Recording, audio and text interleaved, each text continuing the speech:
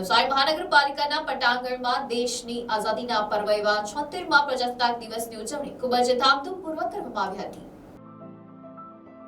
સમગ્ર દેશ જ્યારે 26મી જાન્યુઆરીના દેશના 76મા પ્રજાસત્તાક દિવસની ઉજવણી કરી રહ્યો હતો ત્યારે નવસારી મહાનગરપાલિકાના પટાંગણમાં પણ 76મા ગણતંત્ર દિવસની ઉજવણી ખૂબ જ ધામધૂમથી કરવામાં આવી હતી। આ પ્રસંગે નવનિયુક્ત મ્યુનિસિપલ કમિશનર દેવ ચૌધરીના હસ્તે ધ્વજવંદન કરવામાં આવ્યું હતું। આ પ્રસંગે દેવ ચૌધરીએ જણાવ્યું હતું કે આઝાદીના અમૃત મહોત્સવને આપણે સૌ દેશવાસીઓ સાથે મળી અને ઉજવવા માટે દેશના વિકાસમાં પોતાનું યોગદાન આપવું જોઈએ।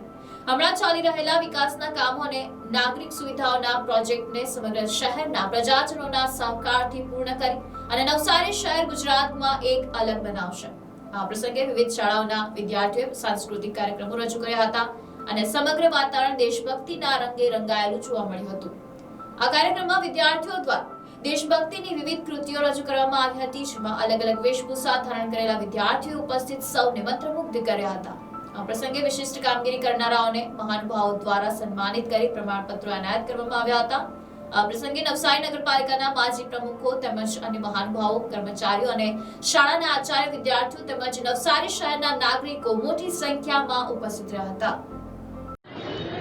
આજે 76th રિપબ્લિક ડે જ્યારે રાજ્યકક્ષાનો તાપીમાં ઉજવણી થઈ રહી છે ત્યારે નવસારી મહાનગરપાલિકાની 76th રિપબ્લિક ડેની ઉજવણી આજે અહીંયા થઈ છે।